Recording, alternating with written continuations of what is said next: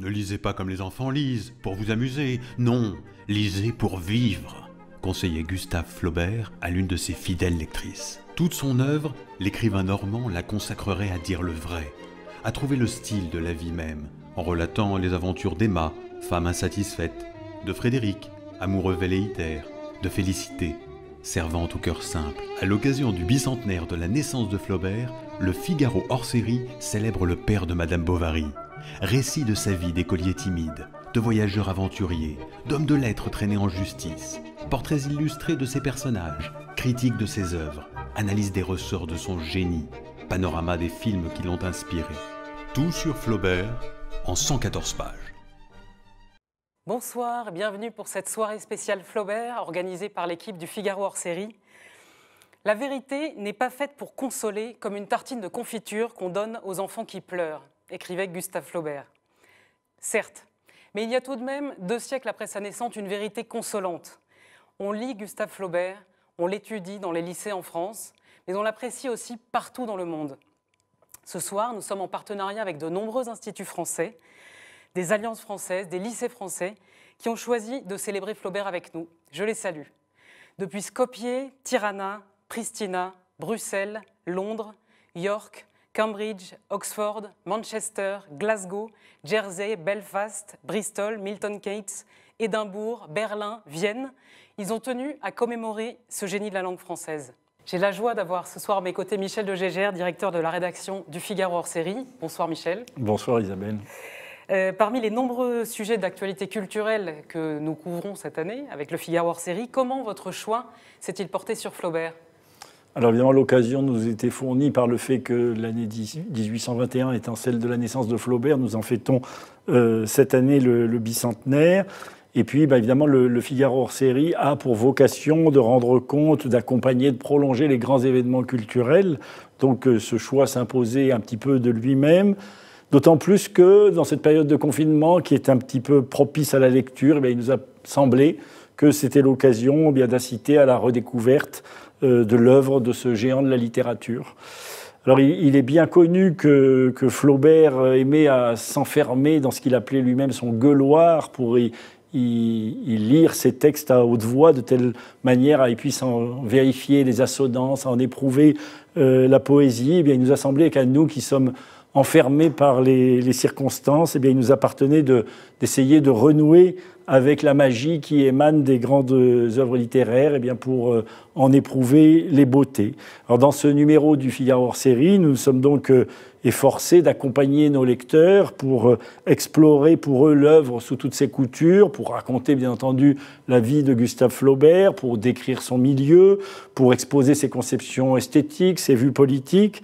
Mais notre numéro, c'est essentiellement polarisé sur ce qui fait à nos yeux la grandeur de Flaubert. C'est d'avoir exploré au fond la dimension poétique que peut avoir une œuvre en prose par ses sonorités, par sa ductilité, par ses changements de rythme. Et il nous a semblé que par sa clarté, sa variété, son ironie, sa richesse, l'œuvre de Flaubert illustrait comme personne le génie français au XIXe siècle. Merci Michel. Nous allons ce soir voyager dans l'œuvre immense par son style et son génie de Flaubert. Nous partirons aussi à Rouen, à sa maison natale, et je vous propose d'aller tout de suite au cœur du Paris historique, sur la scène du lavoir moderne parisien, un ancien lavoir du XVIIIe siècle qui fait partie des monuments que relève Zola dans ses notes sur le Paris historique. Le lavoir moderne parisien est aujourd'hui une scène de théâtre alternatif et littéraire. Tous les premiers mardis du mois a lieu un spectacle qui s'appelle les Spicilèges, dont la particularité est d'être un spectacle de lecture de textes littéraires, avec quelques incursions aussi dans les scénarios de cinéma ou les œuvres théâtrales. Et les comédiens qui ont initié le Spicilège, Simon Volodine précisément, ont accepté d'organiser pour nous une lecture spéciale de Madame Bovary. Nous le découvrons tout de suite. Avant qu'elle se mariât, elle avait cru avoir de l'amour. Mais le bonheur qui aurait dû résulter de cet amour n'étant pas venu, il fallait qu'elle se fût trompée, songeait-elle. Elle avait lu Paul et Virginie, et elle avait rêvé la maisonnette de bambou, le nègre Domingo, le chien fidèle, mais surtout l'amitié douce de quelques bons petits frères qui va chercher pour vous des fruits rouges dans des grands arbres plus hauts que des clochers, ou qui court pieds nus sur le sable vous apportant un nid d'oiseau. Et Emma cherchait à savoir ce que l'on entendait au juste dans la vie par les mots de félicité, de passion et d'ivresse, qui lui avaient paru si beaux dans les livres. Emma se répétait « Pourquoi, mon Dieu, me suis-je mariée ?»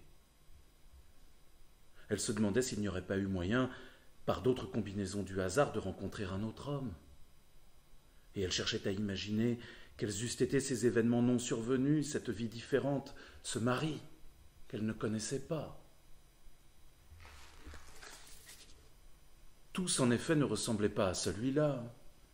Il aurait pu être beau, spirituel, distingué, attirant, tels qu'ils étaient sans doute, ceux qu'avaient épousés ses anciennes camarades du couvent. Que faisait-elle maintenant ? À la ville, avec le bruit des rues, le bourdonnement des théâtres et les clartés du bal, elles avaient des existences où le cœur se dilate, où les sens s'épanouissent. Mais elle, sa vie était froide comme un grenier dont la lucarne est au nord. Et l'ennui, araignée silencieuse, filait sa toile dans l'ombre à tous les coins de son cœur. Charles, à la neige, à la pluie, chevauchait par les chemins de traverse. Il mangeait des omelettes sur les tables des fermes, entrait son bras dans des lits humides, recevait au visage le jet tiède des saignées, écoutait des râles, examinait des cuvettes, retroussait bien du linge sale. Mais il trouvait tous les soirs un feu flambant, la table servie, des meubles souples, et une femme en toilette fine, charmante et sentant frais, à ne savoir même d'où venait cette odeur, ou si ce n'était pas sa peau qui parfumait sa chemise. La chaleur de l'appartement, jointe à la digestion, faisait qu'au bout de 5 minutes, il s'endormait. Et il restait là, le menton sur ses 2 mains, et les cheveux étalés comme une crinière jusqu'au pied de la lampe. Emma le regardait en haussant les épaules. Que n'avait-elle au moins pour mari un de ces hommes d'ardeur taciturne, qui travaillent la nuit dans les livres et portent enfin à 60 ans, quand vient l'âge des rhumatismes, une brochette de croix sur leur habit noir mal fait. Elle aurait voulu que ce nom de Bovary qui était le sien fût illustre, le voir étalé chez les libraires, répété dans les journaux, connu par toute la France. Mais Charles n'avait point d'ambition. Un médecin d'Yvetot, avec qui dernièrement il s'était trouvé en consultation, l'avait humilié quelque peu, au lit même du malade, devant les parents assemblés. Quand Charles lui raconta le soir cette anecdote, Emma s'emporta bien haut contre le confrère. Charles en fut attendri, il la baisa au front avec une larme. Mais elle était exaspérée de honte. Elle avait envie de le battre. Elle alla dans le corridor ouvrir la fenêtre et huma l'air frais pour se calmer. « Quel pauvre homme, quel pauvre homme !» disait-elle tout bas en se mordant les lèvres. Elle se sentait d'ailleurs plus irritée de lui. Il prenait avec l'âge des allures épaisses. Il coupait au dessert le bouchon des bouteilles vides. Il se passait après manger la langue sur les dents. Il faisait en avalant sa soupe un gloussement à chaque gorgée. Et comme il commençait d'engraisser, ses yeux déjà petits semblaient remonter vers les tempes par la bouffissure des pommettes. Emma, quelquefois, lui rentrait dans son gilet la bordure rouge de ses tricots, rajustait sa cravate ou jetait à l'écart les gants d'étain qu'il se disposait à passer. Et ce n'était pas, comme il croyait, pour lui, c'était pour elle-même, par expansion d'égoïsme, agacement nerveux. Quelquefois aussi, elle lui parlait des choses qu'elle avait lues, comme d'un passage de roman, d'une pièce nouvelle, ou de l'anecdote du grand monde que l'on racontait dans le feuilleton. Car enfin, Charles était quelqu'un, une oreille toujours ouverte, une approbation toujours prête. Elle faisait bien des confidences à sa chienne. Elle en eût fait aux bûches de la cheminée et au balancier de la pendule. Michel, nous venons d'entendre des pages emblématiques de Madame Bovary. Après avoir travaillé Flaubert pendant plusieurs mois, que vous inspire-t-elle ? Une admiration sans borne, tout est déjà là. Il y a tout, il y a l'humour, il y a la profondeur psychologique, et puis il y a cette férocité absolue de Flaubert dans la description des êtres. Alors, on a là déjà tout le bovarisme en une page, hein, puisque c'est cette réalité qui ne correspond pas aux lectures de pensionnat d'Emma, qui ne retrouve pas la passion et l'ivresse qu'elle trouvait dans Paul et Virginie. Elle ne retrouve pas ça dans sa vie, et elle cherche à fuir le réel dans la rêverie. Et puis, cette manière de nous montrer comment chez elle, c'est l'imagination qui désordonnée, qui lui crée une vie froide, dit Flaubert, comme un grenier dont la lucarne est au nord. Voilà, bon. Et puis ce génie de Flaubert qui s'incarne dans le sens du détail prosaïque, qui rend odieuse la vie quotidienne, cette façon de nous décrire les allures épaisses que prend Charles, de décrire son physique comme le sujet d'horreur qu'il devient pour sa femme, le sens du contraste aussi. Dans la même phrase, Charles la baise au front et elle a envie de le battre. On passe ça sans transition, où Emma entend parler du grand monde, mais c'est dans le feuilleton. Et puis en fait, cette virtuosité avec laquelle Flaubert entre dans les pensées de chacun de ses personnages et arrive même à passer de l'esprit de l'un à l'esprit de l'autre. Là, on le voit passer de l'esprit d'Emma qui décrit la vie de Charles comme ignoble à l'esprit de Charles qui, lui, trouve qu'elle sent bon.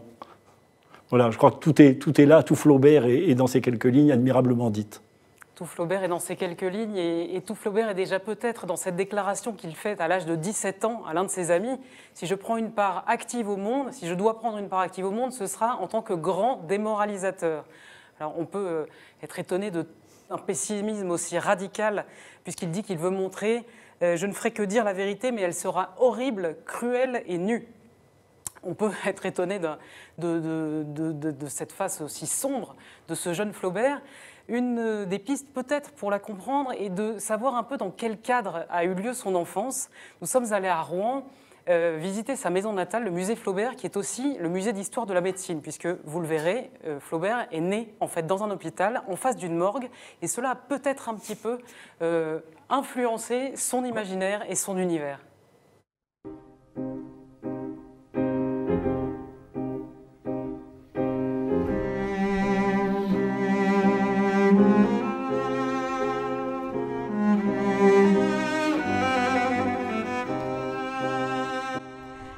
Ici, c'est le logement de fonction du chirurgien-chef de l'Hôtel-Dieu de Rouen. C'est une belle maison du milieu du XVIIIe siècle.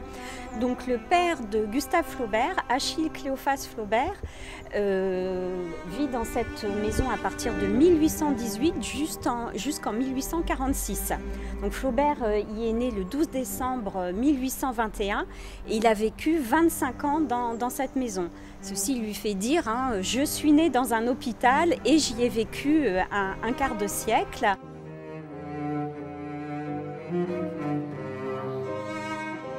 Nous sommes dans le cabinet de consultation d'Achille Cléophas Flaubert. Alors, il recevait ici une clientèle privée. Il avait ses malades de l'Hôtel-Dieu, mais aussi une clientèle privée. Juste à côté, c'était la salle d'attente et les patients arrivaient par une entrée de l'autre côté qui donnait sur la cour de l'Hôtel-Dieu. Et la famille également, la famille Flaubert, entrait dans la maison par cette entrée.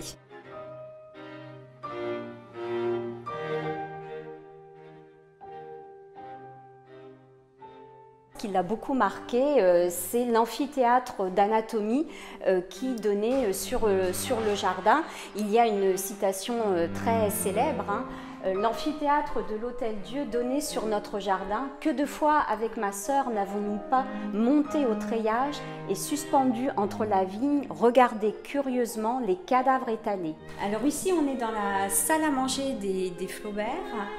Là aussi, dans sa correspondance, Gustave Flaubert en a beaucoup de souvenirs parce que cette salle à manger jouxtait une salle de malades de l'Hôtel-Dieu, la salle Saint-Charles.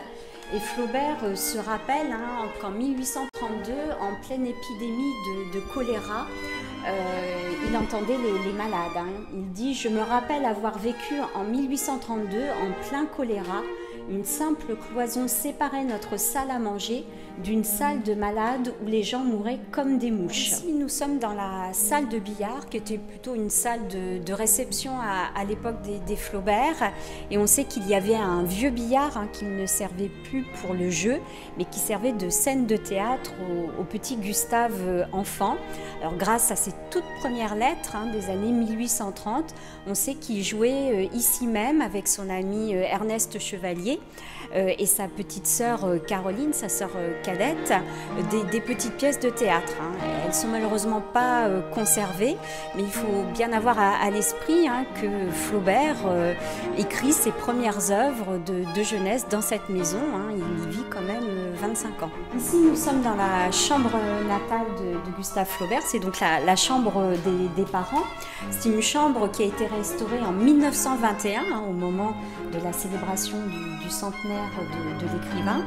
Elle était en très mauvais état à cette époque. C'était un laboratoire d'histologie parce que la maison a été transformée en internat de l'Hôtel-Dieu de Rouen. Donc c'est un académicien, Louis Bertrand, qui s'émeut du mauvais état de la chambre du grand écrivain et demande une rénovation, et elle sera inaugurée qu'en 1923. Les trumeaux de cheminée, les miroirs sont d'époque, ainsi que le parquet. Et en 2009, on a fait à nouveau rénover, et on a percé une alcôve et une restitution de papier peint sur le modèle du papier peint d'origine qui était du XVIIIe siècle.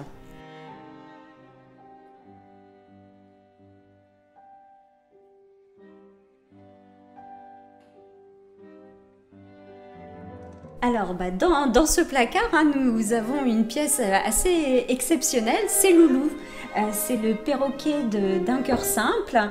Donc, c'est le perroquet Amazone que Flaubert emprunte au Muséum d'histoire naturelle de Rouen pour rédiger cette nouvelle qui fait partie des 3 contes. Il dit qu'il veut s'emplir la cervelle de perroquet. On sait qu'il se documentait beaucoup pour ses romans, que les descriptions devaient être très minutieuses, très fidèles à la réalité. Donc il met sur sa table de travail ce perroquet, et il en parle même dans la correspondance.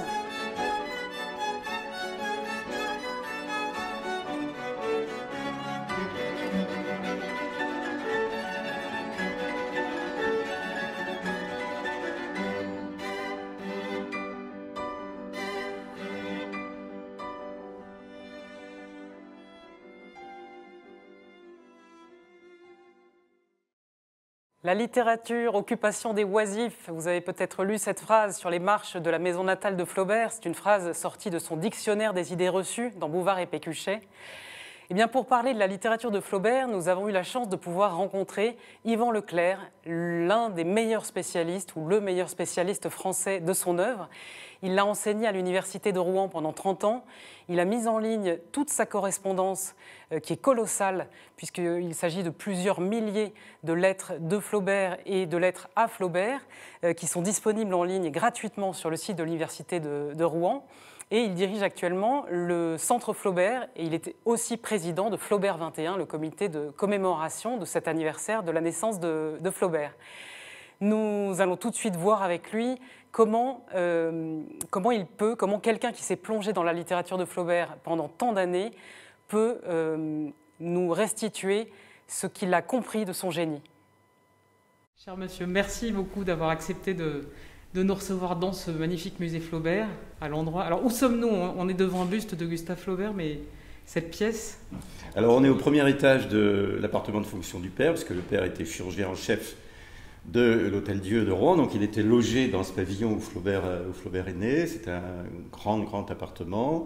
Et là, on est dans ce qui s'appelait le billard, parce que le père avait un billard de jeu ici, mais les enfants, Gustave et puis sa petite sœur, avaient utilisé cette pièce et ce billard pour en faire une scène de théâtre. Alors, les premiers écrits de Flaubert et ses premiers rêves de gloire, comme il le dit, c'est sur scène et c'est le théâtre. Il dit que s'il avait été plus pauvre, il aurait été saltimbanque. Mais comme il était d'une famille riche, au fond, il a fait des études. Voilà. Mais son rêve, c'est quand même le théâtre. Alors, évidemment, ce n'est pas l'aspect de Flaubert qu'on a retenu, hein, c'est le romancier, mais il s'est intéressé au théâtre toute sa vie. Et entre chaque roman, au fond, il est revenu au théâtre. Son meilleur ami, Louis Bouilhet, était dramaturge.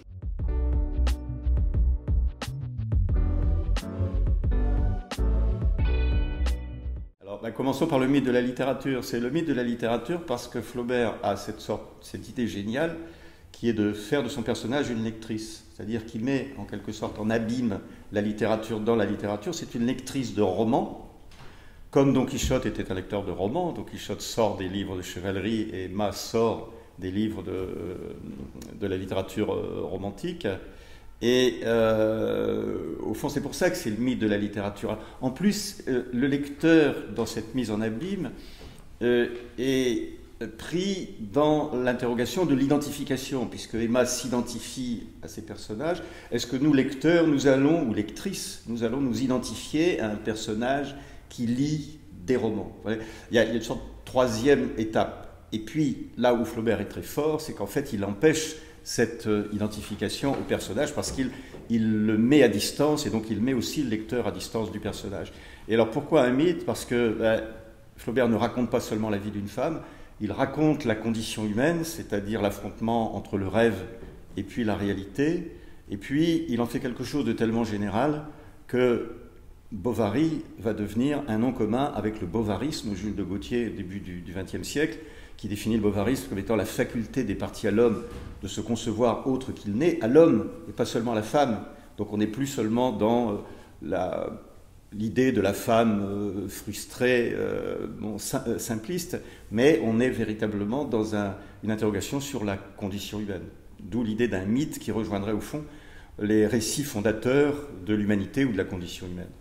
Alors j'ai lu, toujours dans votre excellent ouvrage Madame Bovary au scalpel, que Baudelaire et Julien Gracq n'étaient pas d'accord avec cette définition du bovarisme. Ils disaient que ça réduisait Emma à quelque chose uniquement négatif.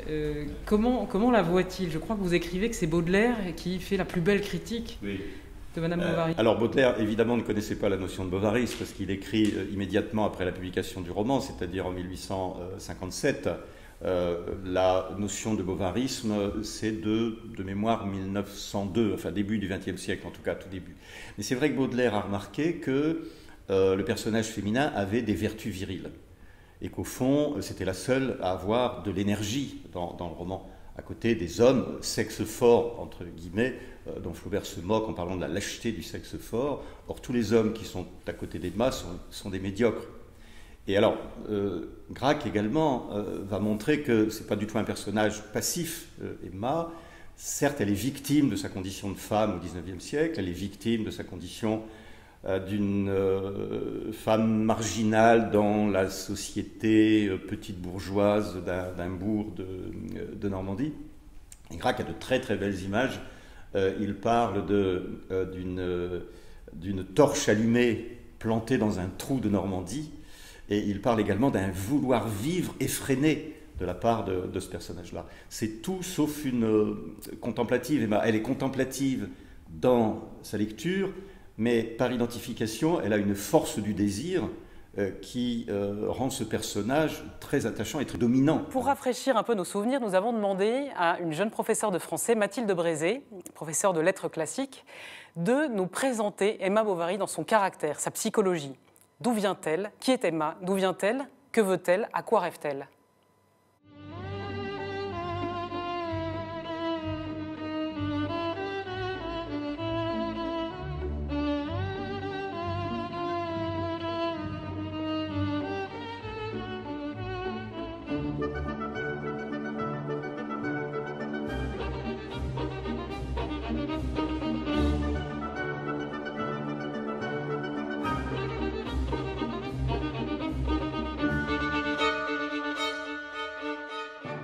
Emma Bovary, c'est le personnage peut-être le plus connu de Flaubert. Un personnage qui souvent va provoquer des sentiments ambivalents chez le lecteur.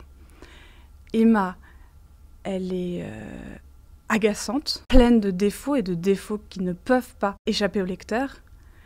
Et en même temps, il y a en elle une fureur de vivre qui la rend complètement fascinante. Emma, au début de son histoire, on voit que c'est voilà, une petite fille dont le père, pareil, doit être exploitant agricole, sans doute, qui se retrouve en pension au couvent chez les sœurs. Et alors là, c'est terrible parce que c'est en pension qu'elle va prendre le goût de la lecture. Il y a quelque chose de très curieux, mais sur lequel il ne faut pas faire de contresens aussi. Parce qu'en lisant rapidement ces premières pages, on comprend, et c'est une conclusion à laquelle on pourrait arriver, de dire que le problème d'Emma Bovary, c'est la lecture. Ce sont les livres qui l'ont rendue, en fait, sotte, comme elle est. Même si elle n'est pas tout à fait sotte. En fait, son problème, c'est que cette lecture alors, elle lit beaucoup Walter Scott, elle lit beaucoup des romans, en fait, de chevalerie, mais aussi des romans d'amour, l'ont amenée à concevoir un discours, à concevoir une vision totalement erronée du monde dans lequel elle vit, mais pas seulement du monde, aussi de la personne qu'elle était amenée à être. C'est-à-dire qu'Emma Bovary va être sincèrement persuadée que son destin, c'est d'être cette femme amoureuse. Alors même que ça n'est pas du tout ce que lui réserve la vie. Et donc ça a permis cette définition géniale du bovarisme, cette définition qui est presque un diagnostic médical, qui pourrait être appliqué encore aujourd'hui. Le bovarisme, c'est le fait de se concevoir autrement qu'on est.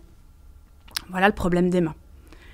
Et ce qui va être terriblement douloureux pour elle, c'est que sa mère meurt, son père, le père Rouault, elle s'appelle Emma Rouault au départ, la rappelle chez lui, et là elle se retrouve à la tête d'une ferme, avec toutes les préoccupations de la vie quotidienne, toutes les préoccupations crues que ça implique. Horreur, épouvantable pour elle. Et là, quelqu'un arrive qui va venir la sauver. Ou en tout cas, avec tout ce qu'elle a lu, tout ce qu'elle a compris, toute la manière dont elle conçoit le monde, cette personne qui passe le pas de sa porte, pour elle, ne peut pas être autre chose que son sauveur. Et c'est délicieusement ironique de la part de Flaubert, parce que la personne qui passe le pas de sa porte, c'est Charles Bovary. Je vais faire une parenthèse sur Charles Bovary. Charles Bovary, c'est lui qu'on suit en apparence pendant tout le roman.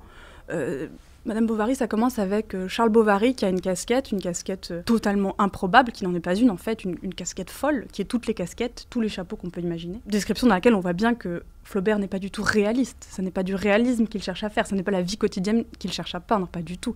Il a eu une intention artistique très forte. Donc Charles Bovary, c'est le héros, si on peut appeler ça un héros, puisque tout ce qu'on va voir de lui, tout le fil qu'on suit pendant le roman, c'est sa nullité en fait. Charles Bovary, donc voilà, il est enfant à l'école, première scène, on se moque de lui. Deuxième scène, alors Charles Bovary évolue dans la vie. Qu'est-ce qu'il a ? Sa mère rêve qu'il devienne médecin, et il ne devient pas médecin, il devient officier de santé. Et c'est pas du tout pareil, c'est un système qu'on a totalement oublié, un système médical du 19e siècle, mais l'officier de santé, c'est celui qui arrache les dents, plâtre, plus ou moins, les jambes, c'est celui qui s'occupe vraiment des bobos les plus sans intérêt des hommes, et qui n'a aucune espèce de chance d'avoir une quelconque importance que ce soit. Ça n'est pas un notable, ça n'est pas le médecin du tout, de la ville de province, c'est l'officier de santé. Et donc c'est ce type dont Flaubert dit à un moment, sa conversation était plate comme un trottoir de rue, les idées de tout le monde y défilaient dans leur costume ordinaire. Donc c'est ce type qui n'a aucune idée de rien et aucune espèce d'intérêt, qu'Emma Bovary prend pour son sauveur, son chevalier, qui vient la sauver. Et donc elle se jette dans ce mariage. La scène du mariage, pareil, est un peu dure à digérer. Dès la scène du mariage, on comprend que ses attentes vont pas tout à fait être comblées. Et ça y est, ils sont liés l'un à l'autre, Charles et Emma, ces deux personnages qui n'ont rien à voir l'un avec l'autre et surtout qui ont des attentes et des idées du monde à l'opposé l'une de l'autre. Pour Charles, c'est pas un problème, il est fou amoureux de sa femme, il va le rester jusqu'au bout. Après sa mort, il sera fidèle à son souvenir, pieux presque envers son souvenir. Il y a une espèce de personnage de veuf, pas seulement éploré, mais inconsolable et fou de douleur, qui est assez belle et qui vient patiner de poésie le personnage. Mais bon, pour Emma Charles, c'est pas possible. Donc là, son imagination repart de plus belle, et puisqu'elle est vouée à l'amour, puisque c'est ça son destin, c'est ça qui l'attend, son imagination va démarrer effectivement au quart de tour sur tous les hommes qui passent à sa portée. Il y aura un clerc de notaire, mais finalement il se passe rien avec lui, qui s'appelle Léon. Et puis bien sûr, le grand déclencheur, c'est Rodolphe. Rodolphe, avec qui elle vit sa passion, à qui elle finit par céder. Là, il y a une scène géniale où Flaubert lui fait dire « J'ai un amant, j'ai un amant ». Et là, on sent qu'elle a atteint le but qu'elle s'était fixé dans la vie, même si, ça aussi il faut le dire, Madame Bovary, elle n'est pas du tout sensuelle. C'est vraiment des jouissances d'imagination. Elle veut vivre des choses pour coller à l'idée qu'elle a de sa vie.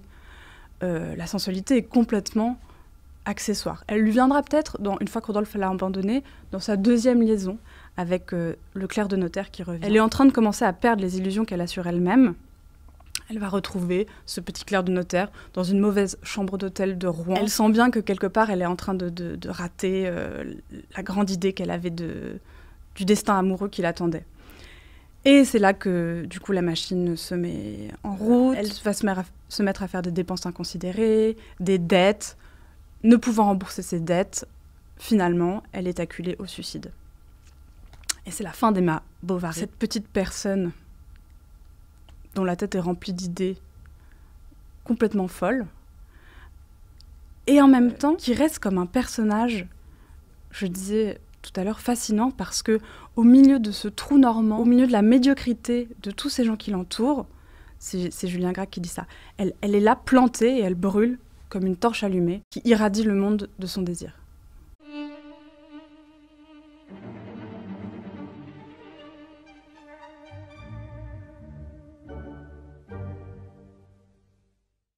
Cette torche allumée qui va finir par se consumer dans le roman embrase aussi Paris, puisqu'en 1857, quand sort le roman Madame Bovary, Flaubert est attaqué en justice par le substitut du procureur Ernest Pinard. Ce même Ernest Pinard attaquera Baudelaire pour Les Fleurs du Mal et Barbé d'Aurevilly pour Les Diaboliques. C'est à ces 3 procès littéraires que Yvan Leclerc a consacré un livre absolument passionnant qui s'appelle Crimes écrits, la littérature en procès au XIXe siècle, dans lequel il nous explique les tenants et les aboutissants de ces procès. Le livre est de façon assez drôle dédicacé au man d'Ernest Pinard, ce substitut du procureur donc, lecteur redoutable. Nous lui avons demandé à Yvan Leclerc de nous expliquer ce qu'on reproche exactement à Flaubert lors de son procès. Flaubert est attaqué. Que lui reproche-t-on lors de ce fameux procès de Madame Bovary, intenté et défendu par le procureur Ernest Pinard, auquel vous dédiez votre livre d'ailleurs? Absolument, oui. Lecteur redoutable? Oui, parce qu'Ernest Pinard, finalement, il a vu ce qui posait problème, quoi. Et c'est d'une certaine manière plus intéressant que la plaidoirie de l'avocat de la défense, qui s'appelle Jussenard, qui fait une magnifique plaidoirie, mais du coup qui prend le parti de la moralisation du texte, alors que Flaubert voulait situer la littérature en dehors de la morale. Il fait une œuvre d'art, la morale n'est pas son affaire. Mais comme c'est un procès pour immoralité, évidemment, c'est sur ce terrain-là qu'il faut que les choses soient jouées. Et Ernest Pinard met le doigt sur ce qui est inacceptable à l'époque, au fond. Alors, Flaubert a 3 chefs d'inculpation contre lui. Outrage à la morale publique et aux bonnes mœurs, et à la morale religieuse. La morale religieuse, on comprend bien, c'est parce que le personnage du curé bournisien est évidemment ridicule. Et puis Flaubert, ce que Ernest Pinard reproche à Flaubert, c'est de mêler les choses saintes avec les choses profanes. En particulier, donner un rendez-vous amoureux dans une cathédrale, ça ne se fait pas. Sortir d'une cathédrale pour monter dans un fiacre où on ne nous dira pas ce qui se passe, mais où évidemment c'est clair pour tous les lecteurs, voilà, ça ne se fait pas non plus. Outrage à la morale, aux bonnes mœurs, ça c'est très simple, c'est tout ce qui a trait évidemment à l'adultère, et puis aux tableaux que Pinard appelle les tableaux lascifs. Lorsqu'Emma se déshabille, Flaubert décrit sa ceinture qui siffle autour d'elle comme un serpent, comme une couleuvre, dit-il. Évidemment, on pense au serpent du péché originel. Et il va aussi loin qu'on pouvait aller dans son temps, dans quelque chose qui va le faire considérer comme une sorte de pornographe d'aujourd'hui, en fait.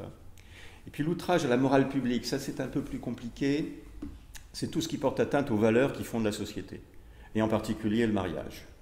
Et ça, Ernest Pinard reproche à Flaubert d'avoir fait un mari très médiocre qui discrédite l'institution du mariage, alors que c'est évidemment une institution sacrée au XIXe siècle. Donc il a contre lui ces trois griefs, et au fond, normalement, il aurait dû être condamné d'après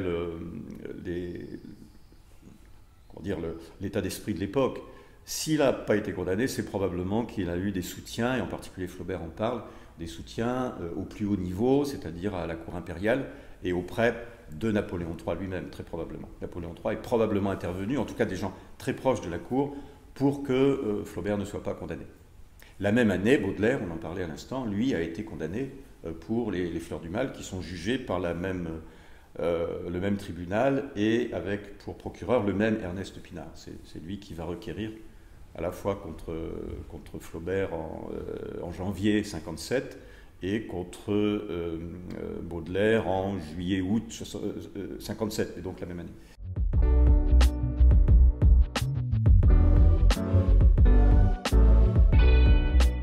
Alors, ça c'est une des nouveautés de Flaubert qu'il va découvrir en écrivant Madame Bovary. Tout ce qui précède, il n'est pas jeune quand il se met à écrire Madame Bovary. En 51, il a donc 30 ans, il va publier quand il a 35-36 ans. Et ses œuvres antérieures sont des œuvres qui sont des œuvres personnelles dans lesquelles il écrit à la première personne. Et puis en écrivant Madame Bovary, au fond, il va mettre au point une technique de narration à laquelle il va être fidèle, qu'il appelle lui-même l'impersonnalité. C'est-à-dire que l'auteur ne doit pas apparaître ni pour se raconter à travers les personnages. Évidemment, il y a des éléments autobiographiques, mais qui doivent être méconnaissables. Et puis, il ne doit pas non plus donner son avis, et il ne doit pas juger les personnages. Mais le fait de ne pas juger les personnages, c'est précisément ce que lui reproche Ernest Pinard et la société, parce qu'il ne condamne rien de ce qui socialement est condamnable. Voilà. Et c'est pour ça qu'on demande à Flaubert, auteur, homme, d'aller s'expliquer, parce que justement, il n'y a pas dans le texte lui-même un personnage qui tiendrait lieu d'un censeur moral, de quelqu'un qui, un peu comme dans les pièces de Molière, représente le bon sens et donne les bonnes valeurs, etc. Et Pinard dit très justement à Flaubert, mais qui peut condamner Emma à l'intérieur du roman ? On ne peut pas la condamner au nom de la religion parce que le curé est stupide, on ne peut pas la condamner au nom des valeurs du mariage parce que le mari est médiocre, etc. etc. Donc il n'y a pas de jugement interne. Et c'est pour ça que Flaubert doit répondre devant la justice de cette absence de censeur dans son texte. Flaubert ne dit pas clairement ce qu'il pense dans ses romans, c'est ce qui lui est reproché par la justice. Ce qu'il dit clairement en revanche, c'est qu'il veut faire de l'art. Il veut travailler la langue.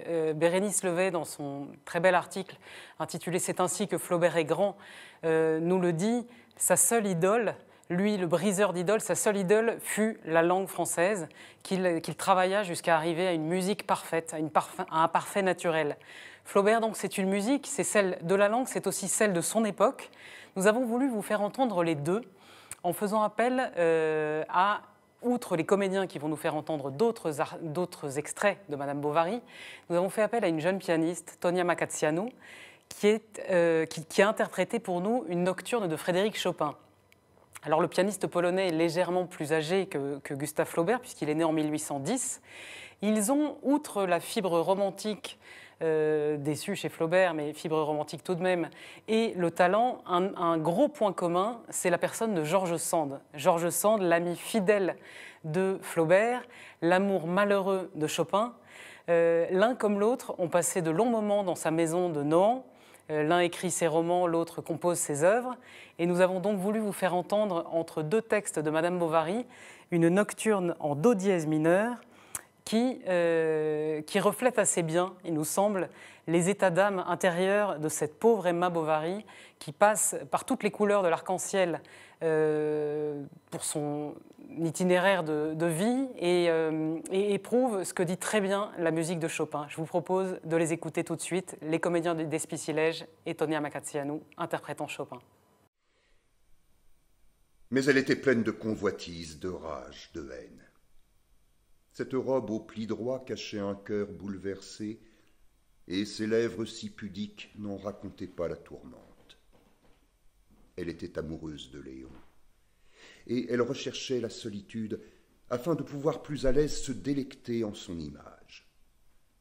La vue de sa personne troublait la volupté de cette méditation. Emma palpitait au bruit de ses pas, puis, en sa présence, l'émotion tombait et il ne lui restait ensuite qu'un immense étonnement qui se finissait en tristesse. Léon ne savait pas, lorsqu'il sortait de chez elle, désespéré, qu'elle se levait derrière lui afin de le voir dans la rue.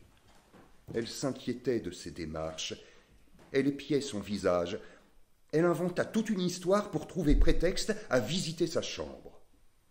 La femme du pharmacien lui semblait bien heureuse de dormir sous le même toit, et ses pensées continuellement s'abattaient sur cette maison, comme les pigeons du Lion d'Or qui venaient tremper là, dans les gouttières, leurs pattes roses et leurs ailes blanches.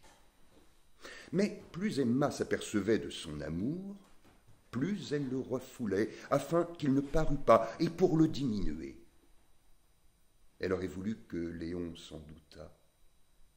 Et elle imaginait des hasards, des catastrophes qui l'eussent facilité.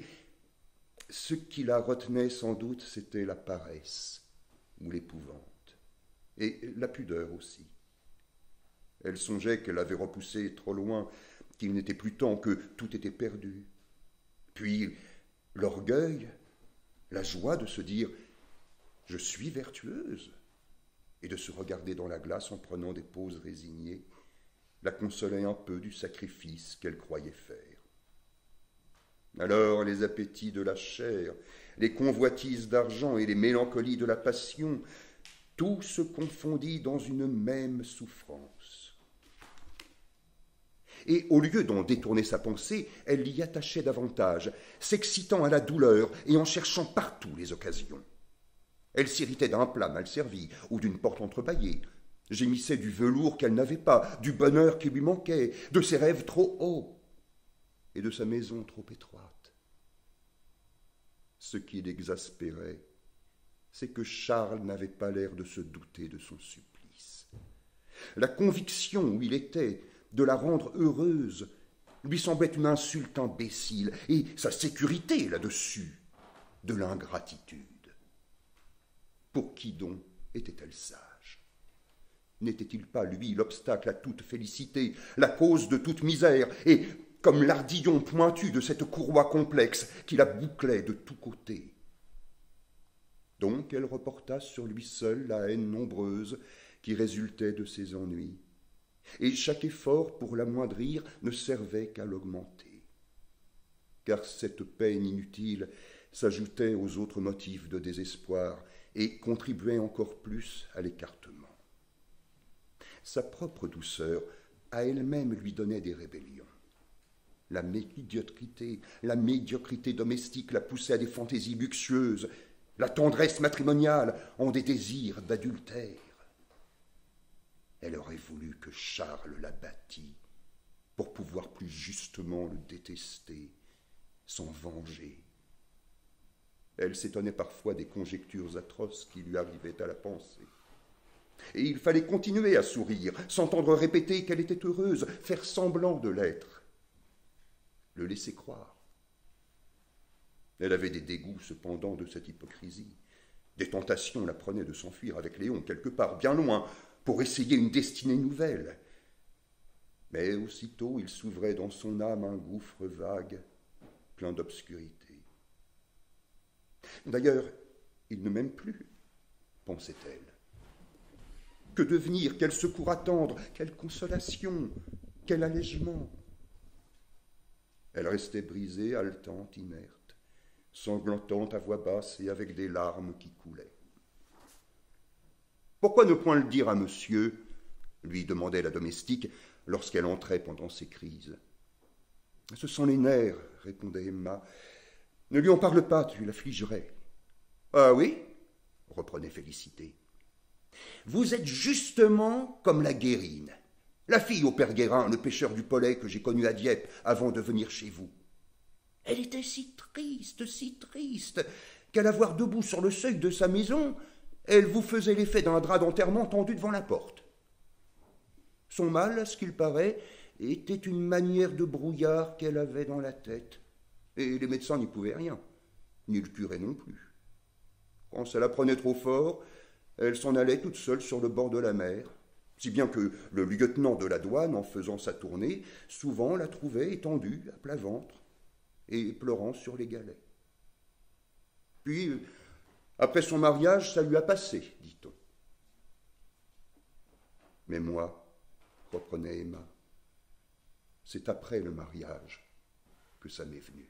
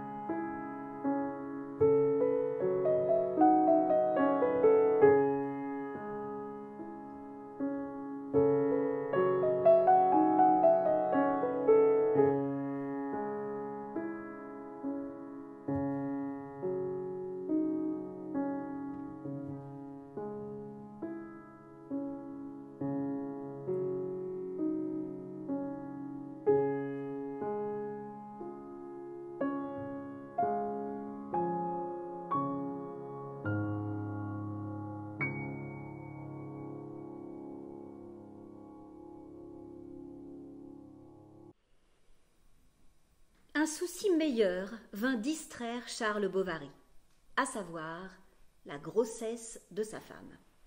À mesure que le terme en approchait, il la chérissait davantage. C'était un autre lien de la chair s'établissant et comme le sentiment continu d'une union plus complexe. Quand il voyait de loin sa démarche paresseuse et sa taille tournée mollement sur ses hanches sans corset, quand vis-à-vis l'un de l'autre, il la contemplait tout à l'aise et qu'elle prenait assise des poses fatiguées dans son fauteuil, alors son bonheur ne se tenait plus. Il se levait, il l'embrassait, passait ses mains sur sa figure, l'appelait petite maman, voulait la faire danser et débitait, moitié riant, moitié pleurant, toutes sortes de plaisanteries caressantes qui lui venaient à l'esprit. L'idée d'avoir engendré le délectait. Rien ne lui manquait à présent. Il connaissait l'existence humaine tout du long et il s'y attablait sur les 2 coudes avec sérénité. Emma sentit d'abord un grand étonnement, puis eut envie d'être délivrée pour savoir quelle chose c'était que d'être mère. Mais ne pouvant faire les dépenses qu'elle voulait, avoir un berceau en nacelle, avec des rideaux de soie rose et des béguins brodés, elle renonça au trousseau dans un accès d'amertume et le commanda d'un seul coup à une ouvrière du village sans rien choisir ni discuter. Elle ne s'amusa donc pas à ces préparatifs où la tendresse des mères se met en appétit, et son affection, dès l'origine, en fut peut-être atténuée de quelque chose. Cependant, comme Charles, à tous les repas, parlait du marmot, bientôt elle y songea d'une façon plus continue. Elle souhaitait un fils.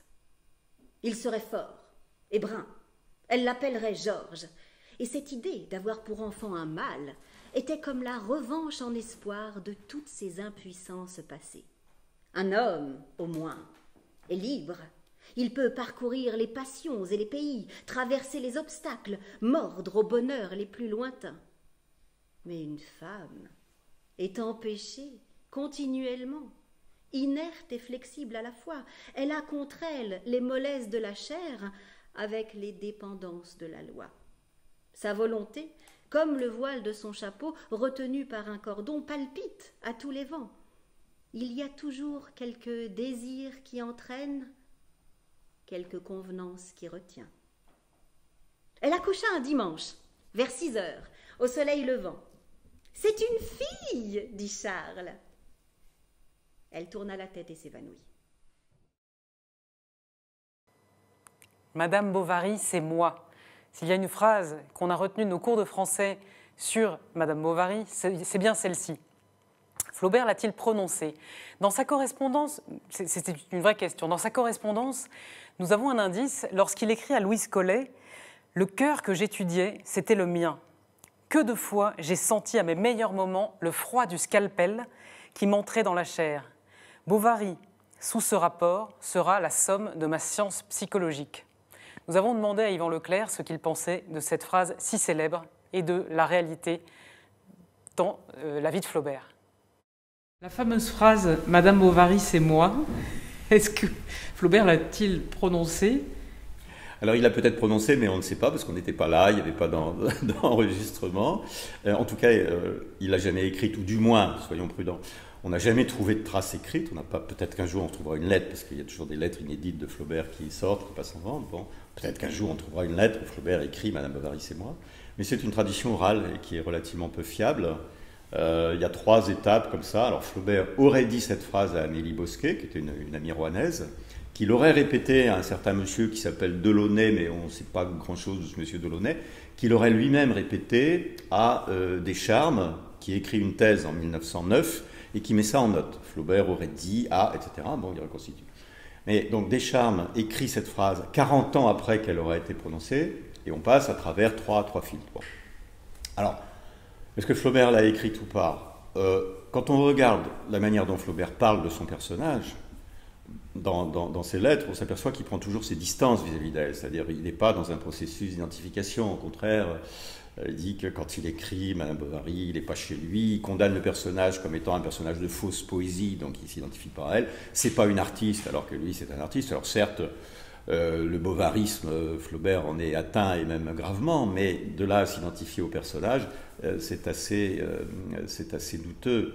Alors, s'il l'a dit, on peut imaginer qu'il a pu le dire par boutade.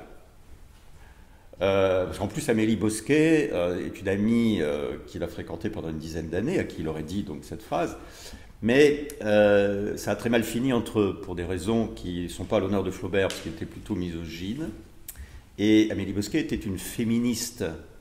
Donc on imagine bien, on reconstitue, mais bon, Amélie Bosquet le pressant Flaubert de questions, lui disant « Mais quand même, vous êtes misogyne, vous avez écrit Madame Bovary », et lui répondant « Mais bon, vous m'embêtez, oui, Madame Bovary, c'est moi », enfin bon, sous forme de boutade, c'est pas impossible. Et il y a une autre possibilité à laquelle moi je tiens fort, c'est que quand Flaubert écrit, il ne s'identifie pas à son personnage, mais il s'identifie en revanche à la totalité du roman qu'il est en train d'écrire, à la matière même, aux mots, au langage. Quand il écrit la scène de Rodolphe et d'Emma, leur première rencontre dans la forêt, il dit « J'ai passé une journée extraordinaire, j'étais à la fois en écrivant, j'étais le soleil, j'étais les chevaux, j'étais les feuilles, j'étais le vent ». Il ne dit même pas qu'il était les personnages, mais il était l'entourage, il était la totalité du roman. Donc il a pu dire « Madame Bovary, c'est moi », mais en ne parlant pas du personnage, mais en parlant de la totalité du roman. C'est-à-dire que là, il faudrait mettre Madame Bovary en italique, il faudrait souligner et mettre en italique, parce que le roman, c'est lui, mais pas évidemment uniquement le personnage. D'accord. Vous venez de dire qu'il était atteint de bovarisme. En quoi? Ce bovarisme, c'est-à-dire le fait de vouloir être autre qu'il n'était, et surtout de vouloir vivre ailleurs, d'avoir, comme Emma, le tropisme des pays du soleil, puisqu'Emma rêve d'aller en Italie, où elle n'ira jamais, mais comme tous les romantiques, bien sûr. L'ennui qu'Emma ressent, alors Flaubert, il a passé sa jeunesse à s'ennuyer, le fait aussi de s'exciter mentalement dans certaines situations, le fait de vivre des amours impossibles, ça c'est Flaubert, bien sûr. C'est-à-dire qu'il multiplie les postures de bovarisme, bien sûr. La différence, alors, Madame Bovary, ça peut être lui, sauf que lui, c'est un artiste. C'est-à-dire qu'il va faire quelque chose de ce mal du siècle, ou ce malaise, ou ce mal-être, qui est commun dans son temps. Alors qu'Emma est une consommatrice d'émotions et de sentiments. C'est une grande sentimentale, alors que Flaubert met le sentiment à distance, bien sûr, ce qu'Emma est incapable de faire. Le mot consommatrice, et la consommation de son cœur, c'est dans le texte de Flaubert. Madame Bovary est un roman de la consommation, non seulement parce qu'Emma consomme des images et des textes romantiques, mais aussi parce que, pour se distraire de son mal-être, elle achète et elle se ruine en achetant. C'est peut-être le premier roman de la consommation moderne. Nous allons entendre maintenant comment Flaubert parvient à se glisser dans les rêves d'Emma, preuve que ce bovarisme ne lui est pas totalement étranger. Emma ne dormait pas. Elle faisait semblant de s'être endormie. Et tandis qu'il s'assoupissait à ses côtés, elle se réveillait en d'autres rêves. Au galop de 4 chevaux, elle était emportée depuis 8 jours vers un pays nouveau, d'où son amant et elle ne reviendraient plus. Ils allaient, les bras enlacés, sans parler. Souvent, du haut d'une montagne, ils apercevaient tout à coup quelques cités splendides, avec des dômes, des ponts, des navires, des forêts de citronniers et des cathédrales de marbre blanc dont les clochers aigus portaient des nids de cigognes.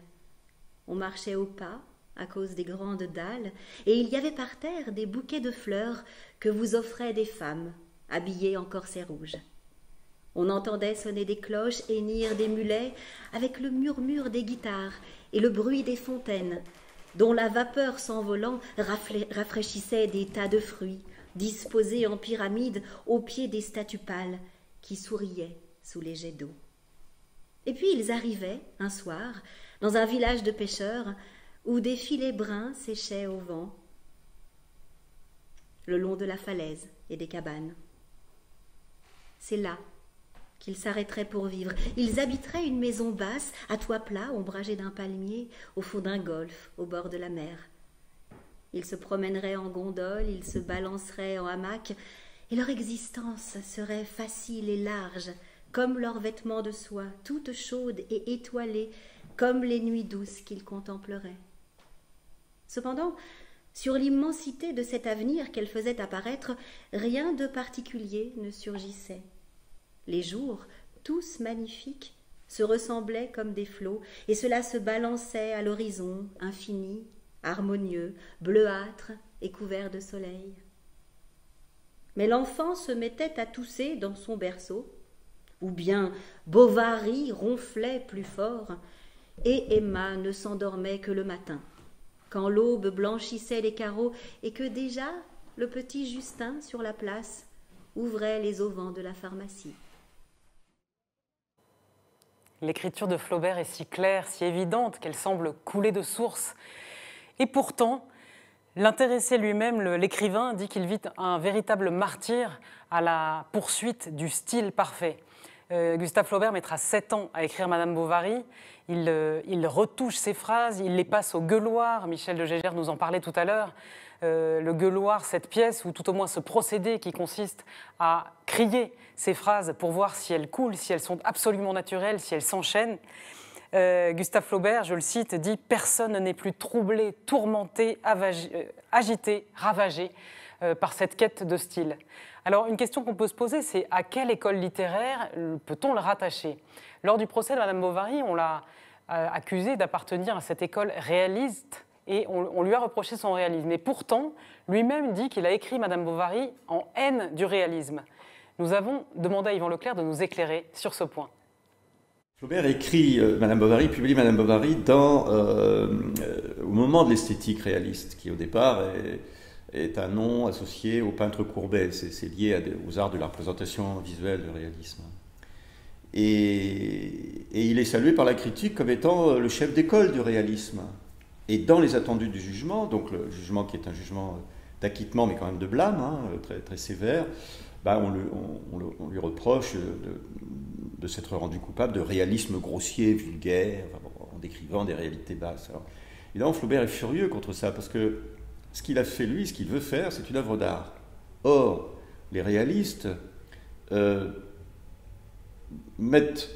ont pour critère esthétique la reproduction de la réalité sans art et sans idéalisation, sans idéal. C'est la définition que donne le grand Larousse du 19e.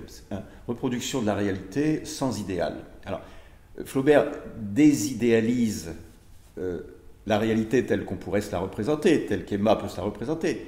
Mais son idéal, il va le mettre du côté du travail de la prose. C'est-à-dire qu'il veut faire une œuvre d'art, et pas une œuvre de simple reproduction du réel. L'idée de reproduire le réel objectivement et sans travailler sur cette reproduction, c'est quelque chose qui lui est totalement étranger. Alors, le réalisme, par ailleurs, est lié aux premières années de la photographie. On sait qu'il est allé en Orient, Flaubert, avec Maxime Ducandre, 49 et 51. Bon, c'est le début de la photographie. Et du coup, le réalisme est associé à la photographie, qui n'est pas considérée comme un art.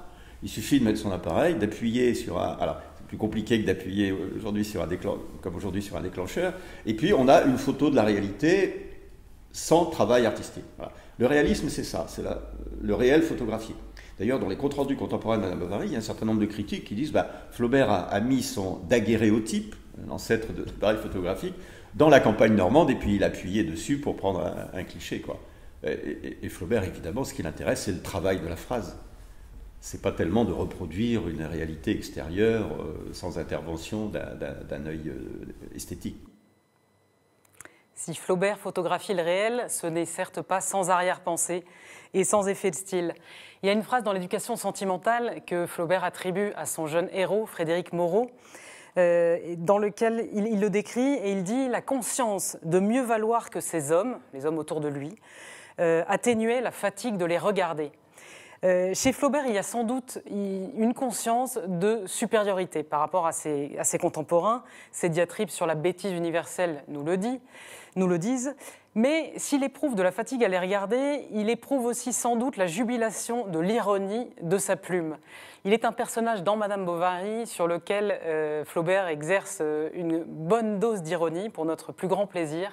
C'est Rodolphe Boulanger de la Huchette, le prototype du séducteur idéal qui déploie des armes fatales et particulièrement efficaces sur Emma Bovary.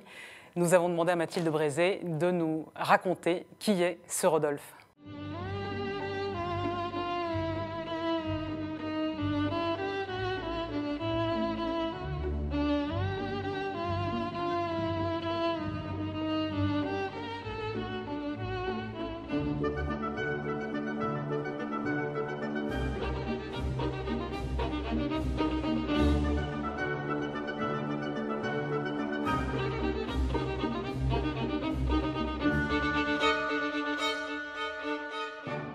Rodolphe Boulanger, l'amant d'Emma, donc celui qui l'a fait fauter, celui par qui la première faute arrive, est en fait un personnage très classique. C'est vraiment un type.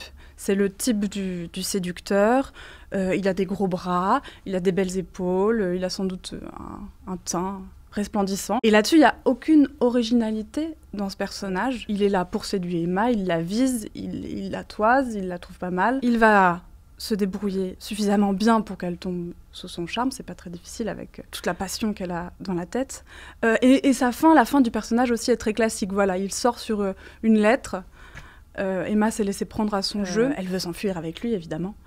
Et donc lui, il invente une lettre où il explique toutes les raisons pour lesquelles c'est absolument pas possible. Une lettre, dit Flaubert, qu'il a faussement mouillée de ses larmes. Donc ça, c'est le type même du séducteur. Mais il y a quand même deux choses qui sont intéressantes et savoureuses dans le personnage, je trouve. C'est son nom d'abord, la première. Parce que Rodolphe, c'est Rodolphe Boulanger de la Huchette.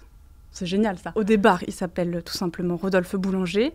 Et Flaubert, là, qui doit savourer ce qu'il est en train de faire, explique qu'il a acheté une terre, parce qu'il a du bien, et que sur cette terre, il se trouve qu'il y a un château, le château de la Huchette. Et donc lui, c'est quelqu'un qui achète le château de la Huchette, qui s'appelle Rodolphe Boulanger, et qui colle de la Huchette à son nom. Et on a à la fin Rodolphe Boulanger de la Huchette, grand pétrisseur de femmes. C'est sûr que Flaubert adore, est très content de ce qu'il a trouvé là. Et non, l'autre chose magistrale qui concerne le personnage, mais qui concerne aussi tout le roman, bien sûr, une des plus belles scènes, c'est la scène des comices agricoles, qu'on introduit toujours comme ça, hein, comme si on savait ce que c'est, parce que c'est un topos de la littérature française maintenant, c'est un passage obligé sur lequel tout le monde a planché. Dans toutes les classes de première, on fait la scène des comices agricoles, même si on ne sait plus très bien ce que c'est que des comices, et qu'on oublie en donnant ce titre que c'est une scène d'amour, en fait. Pareil, c'est là où c'est une scène qui est géniale, d'ironie, de volonté de peindre la distorsion, l'écart qu'il y a parfois dans la vie, l'écart entre, en l'occurrence, cette scène d'amour. Donc c'est Rodolphe et Emma assistent aux comices agricoles, donc à la remise des prix de tous les paysans, les agriculteurs du coin. Donc il y a le prix de la plus belle vache, le prix du plus beau cochon, le prix de la plus grosse courge. Et c'est pour eux, dans le monde agricole dans lequel ils vivent, dans ce monde rural, l'occasion de se retrouver. Et c'est là que va se nouer leur histoire d'amour. C'est là que va se nouer la scène de la séduction, menée magistralement par Rodolphe, avec en fond ces remises de prix, criées sur l'estrade par le maire de la ville. Et donc, c'est une scène complètement symphonique, pensée par Flaubert, où on entend ces prix qui sont remis à voix haute, la médaille d'or, la médaille d'argent du plus beau cochon, et en même temps Rodolphe, qui est génial de discours amoureux, convenus, et en même temps extrêmement efficace, qu'il sert à Emma, qui est toute oreille évidemment. Il lui dit « Ainsi, pourquoi nous sommes-nous connus? Quel hasard l'a voulu?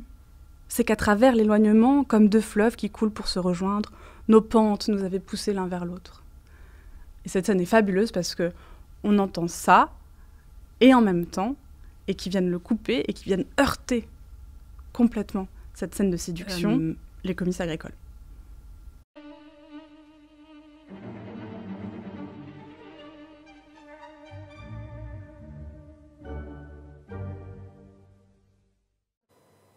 Madame Bovary est indéniablement le chef-d'œuvre de Gustave Flaubert. Ce premier roman le poursuivra toute sa vie, à tel point qu'il dira à la fin qu'il aurait mieux aimé ne pas l'écrire, puisqu'on comparait toujours ses œuvres à ce premier roman, en disant que Madame Bovary restait le chef-d'œuvre. L'œuvre de Gustave Flaubert est bien plus diverse que ce drame normand. Il a écrit beaucoup plus de choses et il y a une phrase de lui qui résume assez bien, je crois, le projet qu'il a pu avoir pour toutes ses œuvres. Il dit que quand on est romancier, finalement, on est à la fois son roi et son peuple dans l'univers que l'on crée. Il dit que l'humanité est pour vous un pantin à grelots que l'on fait sonner au bout de sa phrase. Nous avons demandé à Yvan Leclerc quelle est, selon lui, l'unité de l'œuvre de Flaubert dans toute sa diversité. Vous évoquez son projet artistique. Est-ce que dans le côté disparate de son œuvre, qui est entre Madame Bovary, Salammbô, l'éducation sentimentale de Bovary-Pécuchet, il y a quand même une grande diversité, est-ce qu'on peut trouver une unité? Alors la diversité, elle est réelle et on a l'impression que Flaubert prend à chaque fois le contre-pied du texte précédent et qu'il ne veut pas fidéliser son public. Le public est toujours surpris parce que... alors, s'il prend Salammbô après Madame Bovary, c'est justement parce qu'il y a eu le procès. Il se dit, je ne vais pas continuer à reproduire la réalité contemporaine, parce que bon, ça suffit. Et il prend un sujet historique pour être à l'abri de la critique. Donc il pourra décrire toutes les horreurs qu'il veut, mais il s'appuie sur des horreurs historiques légitimées par l'histoire. Et puis il y a aussi que, comme il met très très longtemps à écrire un roman, 5 ans en moyenne, il n'en peut plus d'être dans ce qu'il appelle ce milieu-là, en particulier le milieu de la Bovary, qui est le milieu bourgeois de la province, celui qu'il connaît, il faut qu'il s'en aille ailleurs. Donc à chaque fois, il alterne. Et c'est le critique Albert Thibaudet qui a remarqué qu'il y avait, je pense que c'est lui qui utilise l'image d'un mouvement pendulaire, comme ça. Et à chaque fois, à chaque roman, on passe d'un extrême à l'autre. Alors, d'un côté, il y a les romans modernes qui se passent en France ou en Normandie, puis de l'autre côté, les romans qui se passent loin dans le temps et dans l'espace. Donc on a Madame Bovary après Salammbô à Carthage, on revient à un roman moderne avec l'éducation sentimentale qui est un roman parisien.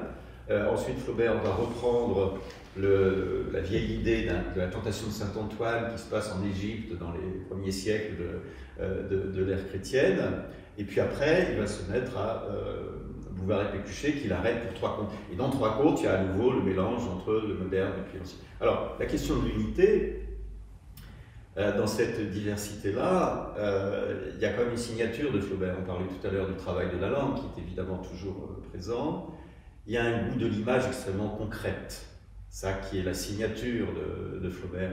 Même quand il parle de choses abstraites, il a une manière toujours très matérielle de dire les choses.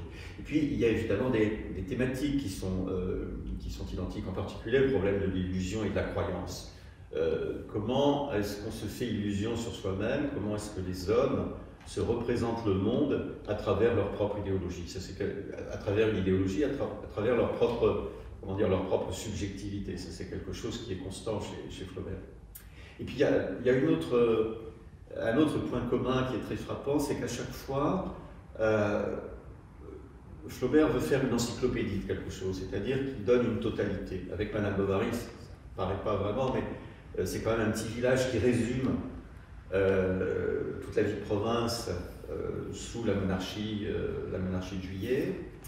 Et puis, il veut dire tout ce qu'un homme, alors au sens général, au sens d'humanité, peut savoir sur la psychologie féminine. C'est ça son projet. Tout ce qu'on peut savoir d'une femme. Dans Salammbô, tout ce qu'on peut dire sur l'Antiquité, même si Carthage a été détruite et qu'il n'y a aucun reste. Quand il écrit l'éducation sentimentale, il va lire tout ce qui s'est écrit sur la période de la Révolution de 1848. Et puis Bouvard-et-Pécuchet, alors c'est évidemment le comble, c'est un roman encyclopédique, puisque l'histoire de retraités qui sont conscients d'une éducation défectueuse et qui veulent tout savoir et atteindre la vérité à travers tous les domaines de savoir. Et c'est ce projet encyclopédique, il est constant chez Flaubert, d'une œuvre.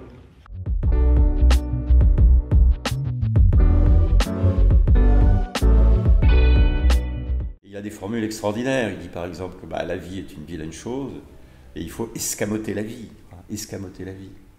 Et puis il y a cette vie, alors, de réclusion qui n'est Bon, c'est un peu un mythe de Flaubert, ermite justement de Croisset, l'expression est postérieure à lui, et puis elle identifie au Saint-Antoine de la tentation de Saint-Antoine, bien sûr, mais bon, c'est pas tout à fait vrai, parce que Flaubert a une vie mondaine, il a une vie à partir de... Juste avant la publication de Madame Bovary, il prend un appartement à Paris, il aura toujours un appartement, il passera toujours tous les ans quelques mois à Paris, où là il a des cercles de sociabilité, etc. Bon. Mais il y a quand même l'idée qu'il ne faut pas se mêler de la vie, quoi. C'est une sale affaire.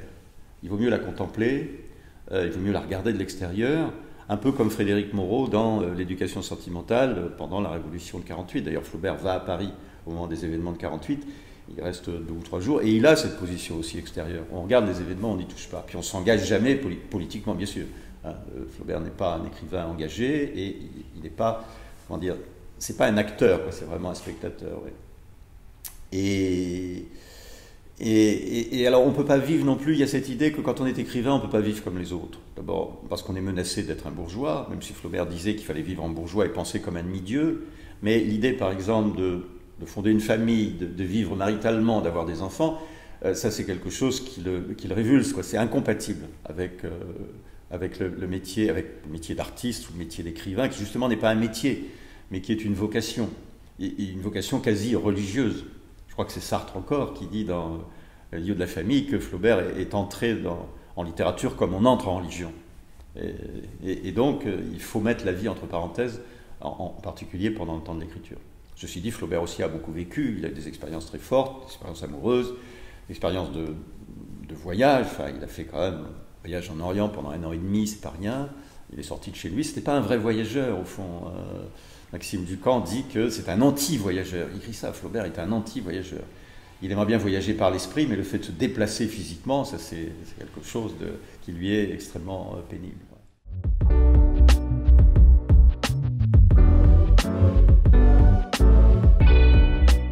Alors, pour nous, Flaubert a quand même des côtés anti-modernes, quoi. Il est contre le suffrage universel, et puis il est surtout anti-progressiste. Contraire au 19e, c'est un siècle de progrès industriel, mais on pensait aussi que le progrès industriel, le progrès économique allait entraîner un progrès intellectuel, un progrès moral, et lui n'est pas du tout persuadé de ça, en fait.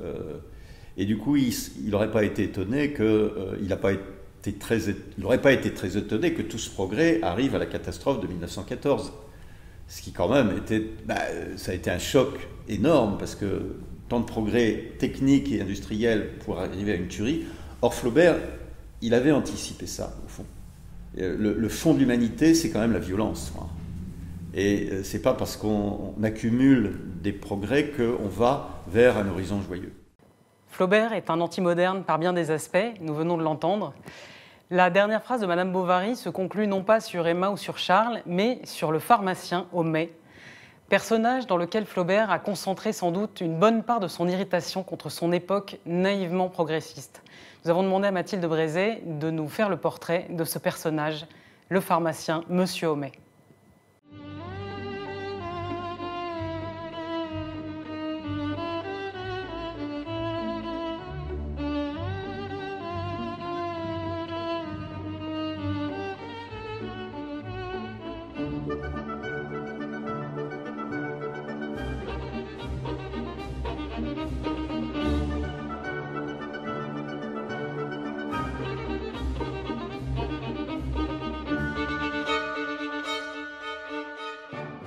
Une des cibles de la satire aussi dans Madame Bovary, c'est le pharmacien, Homais. Ça, c'est un personnage dans lequel on sent que Flaubert a mis toute sa haine, toutes les réticences, tous les reproches qu'il a à faire contre le monde moderne, contre l'époque dans laquelle il vit.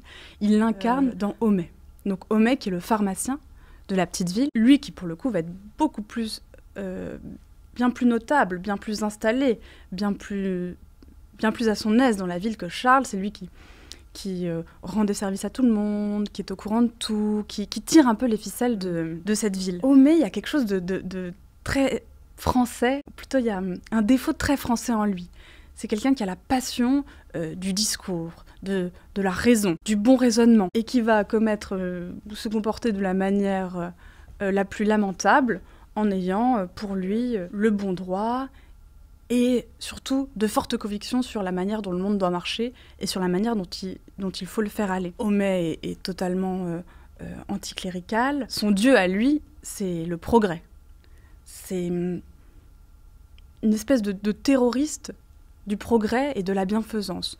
Tout doit aller mieux et le monde moderne est là pour faire progresser dans tous les domaines l'humanité. À l'échelle de la petite ville de Yonville, de Madame Bovary, ça donne l'épisode désastreux du pied beau. Donc il y a un pauvre homme qui est doté d'un pied beau, qui s'en sort, qui a fait sa vie avec ce pied beau et qui finalement arrive tout à fait à vivre, à être inséré dans la société avec ce pied beau.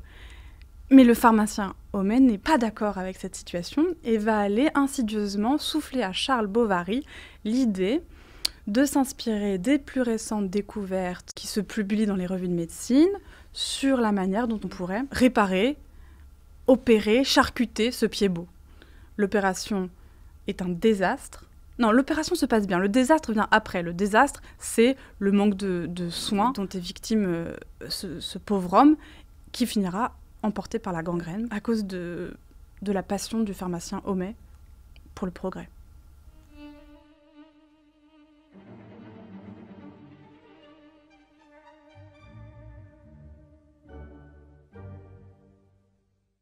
L'écrivain ne doit laisser derrière lui que ses œuvres. Sa vie importe peu, écrivait Flaubert, arrière la guenille. Oui, mais pourtant, la vie de Flaubert, telle qu'elle apparaît dans sa correspondance, est tout de même bien intéressante. Et nous avons demandé à Yvan Leclerc si, parmi les 4500 lettres de Flaubert qu'il a décryptées et mises en ligne, il y a découvert un homme différent de l'écrivain Flaubert. Oui, alors, c'est à la fois le même homme qui prend la plume à minuit, 1h du matin, après 10 heures de travail. Il a encore l'esprit très frais d'ailleurs, parce qu'il écrit quand même de très longues lettres, et plusieurs par jour ou par nuit, plus exactement. Et puis sans rature. Alors son ami Maxime Ducamp qui disait que Flaubert écrivait très très difficilement, qu'il raturait beaucoup, ça on le sait, mais parce qu'il avait une maladie nerveuse. Bon, Maxime Ducamp ne cite pas l'épilepsie, mais tout le monde comprend que Flaubert souffrait d'épilepsie. Alors, ça reste encore un problème, à savoir quelle était exactement la nature de la maladie de Flaubert. Mais Maxime Ducamp explique les ratures de ces brouillons par la maladie, certainement pas, parce que quand Flaubert, bien fatigué après ses journées de lecture, se met à écrire, il écrit plusieurs lettres d'affilée, très longues lettres, sans aucune rature. Donc là, manifestement, ce n'est pas la maladie nerveuse qui va lui nouer les neurones pour l'empêcher d'écrire. Alors, c'est à la fois le même homme et puis un homme très différent. D'abord parce qu'il dit « je » dans les lettres, bien sûr. Alors que dans l'œuvre, il se contraint à être impersonnel, il se corsette, comme il dit lui-même, il est dans un corset, quoi. Et donc là, il se libère, il se lâche en tant que personne, et il donne ses opinions, ce qui s'interdit de faire dans la correspondance. Dans l'œuvre, je veux dire. Donc dans la correspondance, on voit un Flaubert, en général, indigné, comme il le dit lui-même, tonnant, furieux contre ses contemporains, donc une sorte d'énergie comme ça qui se libère alors qu'elle s'est contrainte. Généreux, chaleureux. Qu'est-ce qu'on peut dire d'autre de ces lettres? Alors, le lien avec l'œuvre, ça c'est passionnant, parce que comme il ne s'explique pas dans ses œuvres, et en particulier il n'a jamais écrit de préface à une exception près, ces lettres sont essentiellement des lettres littéraires. Parce que d'abord il écrit à d'autres écrivains, la correspondance avec George Sand est l'une des plus célèbres probablement, c'est une correspondance où il parle de tout, de politique, de vie quotidienne, mais aussi d'amitié, d'amour, mais aussi et surtout pour Flaubert de littérature. Donc ça c'est passionnant parce que c'est le journal de son œuvre. Il élabore sa pensée théorique, c'est le seul lieu pour lui, parce qu'il n'écrit jamais donc, dans les journaux, il ne s'exprime pas ailleurs, il élabore sa pensée théorique littéraire à l'intérieur de ses lettres. Et c'est pour ça que sa correspondance est tellement passionnante. Alors a priori on pourrait penser que non, il ne s'occupe pas des lecteurs, parce qu'il écrit pour ses pairs, comme il dit, c'est-à-dire pour les artistes. Ce qu'il veut, c'est être lu par 200 personnes qui sont de vrais artistes, quoi. Bon, il y a un petit cercle restreint. Et puis, on a l'impression... Alors, le piège du lecteur, c'est qu'on est tenté de répondre au goût du lecteur, pour avoir du succès, quoi. Et Flaubert, on a l'impression qu'il ne va jamais devant les goûts du lecteur, il ne satisfait pas le lecteur. Il le prend au contraire un peu à brousse-poil, sans vouloir le fidéliser d'un texte à l'autre, comme on disait. Mais en même temps, quand on regarde à la fois les lettres et puis ce qu'on appelle les notes de régie, c'est-à-dire dans ces manuscrits, les informations qu'il se donne à lui-même quand il est en train d'écrire. Alors dans les marges, comme ça, il se dit il faut faire ceci, il faut faire cela, il met des jalons pour la reprise plus tard. Or, on voit que le lecteur a une grande importance, c'est-à-dire qu'il anticipe les réactions du lecteur. Il prend en compte la manière dont le lecteur va lire son texte pendant qu'il est en train d'écrire. Et puis, alors vous avez tout à fait raison de parler des lettres qu'il reçoit. Parmi les lettres qu'il reçoit, qu'on a conservées, on en a conservé 2500 qui sont en ligne sur le site Flaubert de l'Université de Rouen. On a 4500 lettres de Flaubert et 2500 à Flaubert. Or, on a des lettres de lecteurs auxquelles Flaubert répond. Et ça, c'est plutôt généreux de sa part, parce qu'il aurait pu très bien mettre ses lettres de côté. Il les a d'ailleurs, pour un certain nombre d'entre elles, conservées. Et puis, il a de longues correspondances avec alors la lectrice la plus célèbre, c'est Marie-Sophie Leroyer de Champy, une écrivaine angevine que Flaubert ne rencontrera jamais, qui lui écrit au moment où elle lit Madame Bovary. Elle est une grande lectrice, en même temps, elle écrit, elle fait des comptes rendus dans les journalistes, elle fait des comptes rendus dans la presse, elle lui écrit. Alors elle, du coup, elle dit « Madame Bovary, c'est moi, je me suis reconnu, comment vous, un homme, vous avez pu deviner ce qui se passe dans le cœur, dans la tête des femmes, etc. » Et il va lui écrire pendant 20 ans. Ils vont s'échanger leurs photos. On a gardé la photo de Marie-Sophie Leroyer de Champy, qu'on a qui est ici à la bibliothèque patrimoniale. Et voilà, donc, et il écrit des choses tout à fait intimes, personnelles, enfin intimes. Il écrit en tout cas des choses très personnelles, et puis c'est une correspondance vraiment littéraire, c'est-à-dire qu'il lui parle de ses lettres, de ce qu'il est en train d'écrire, et de son œuvre. Et il y a beaucoup de citations qui sont évidemment de première importance pour les critiques aujourd'hui, qui viennent des lettres qu'il écrit à Marie-Sophie Leroyer de Champy. Donc le fait déjà de lui répondre, et puis en même temps d'entretenir avec elle une très longue correspondance. Donc, et il y a une très grande proximité aussi. Je suis toujours frappé par la générosité que Flaubert peut avoir vis-à-vis des jeunes auteurs. Évidemment, plus il vieillit, plus il devient célèbre. Et puis, les jeunes qui commencent, en particulier tous ceux qui sont autour de Zola, veulent un avis du maître. Bon, donc, il envoie. Or, il les lit d'une manière extrêmement précise en les annotant. On a regardé les notes dans les livres qui sont conservés. Il leur écrit de très longues lettres en détaillant son avis. Il n'est jamais complaisant. Mais il ne décourage pas non plus. Il ne faut jamais décourager un jeune qui commence, mais jamais l'encenser. Et il fait des critiques extrêmement pertinentes, Il passe un temps fou, il passe des journées entières à lire les livres des jeunes. Alors, ce n'est pas vraiment du public, mais des gens qui commencent dans le métier. Et là, il y a une générosité de son temps et de son savoir qui est assez rare, je trouve, dans le monde des lettres. Si vous envoyez un texte à Victor Hugo, il va vous répondre tout de suite mes 3 lignes en vous disant... Oh, vous êtes le plus grand poète de votre génération, continuez. Mais il n'a pas lu, Victor Hugo, il n'a pas le temps, quoi. Il s'en fiche. Alors, il s'en fiche peut-être pas, il est content, il est flatté parce qu'il a reçu l'œuvre d'un jeune avec une belle dédicace. Mais il ne détaille pas, alors que Flaubert entre vraiment dans le texte avec une analyse extrêmement fine et pointue. C'est donc un Flaubert beaucoup plus bienveillant et généreux qu'il n'y paraît envers les jeunes auteurs et envers ses lecteurs que nous raconte Yvan Leclerc. Nous avons voulu vous présenter également un personnage de ses romans, enfin de ses contes plutôt, un personnage des 3 contes qui dément ses opinions sarcastiques de l'humanité et qui montre que la bonté n'était pas étrangère à Flaubert. Il s'agit de Félicité, qui inspira le personnage de Bécassine.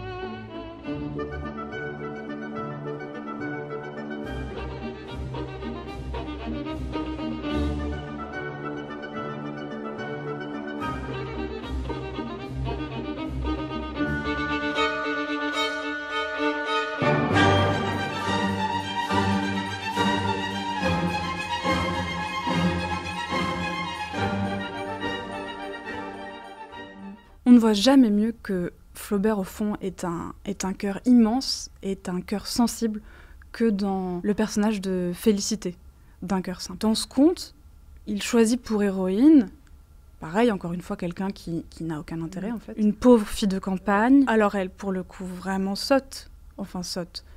Bête, plutôt. Oui, bête. À l'esprit peu délié, qui n'a aucune espèce de subtilité.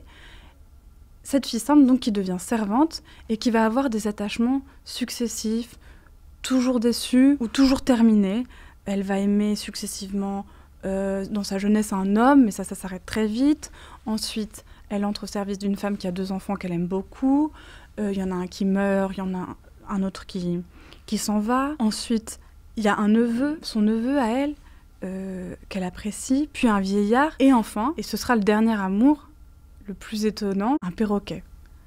Dans Un cœur simple, en fait, c'est l'histoire d'une vieille servante qui tombe amoureuse ou qui vit une histoire d'amour, c'est d'une histoire d'amour qu'il s'agit, avec son perroquet. La bête et la servante se comprennent, ils sont accordés sur la même tonalité. Et cette histoire n'est pas du tout ironique. Flaubert l'a dit, il le dit dans ses lettres, il dit c'est très sérieux, c'est très triste. Je veux faire pleurer. Je veux faire pleurer les âmes sensibles en étant une moi-même. Et cette tonalité se poursuit pendant tout le conte, où le perroquet meurt.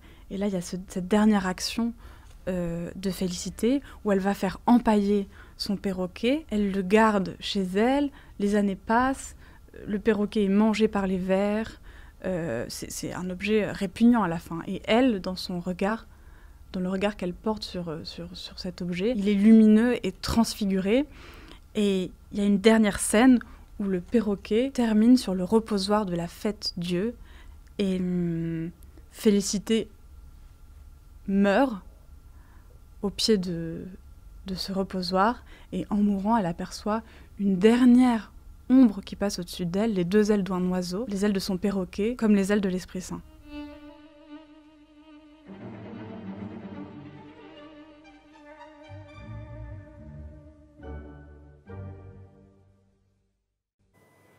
Flaubert avait créé ce personnage de Félicité pour sa vieille amie George Sand, qui lui reprochait souvent son indifférence et sa distance par rapport à ses personnages. Mais hélas, George Sand mourut avant la fin de l'écriture du conte, ce qui fit dire à Flaubert « Elle est morte comme j'étais au milieu de mon œuvre, il en est ainsi de tous nos rêves ». Eh bien, c'est la conclusion de cette soirée dédiée à Flaubert. Merci beaucoup d'avoir été avec nous.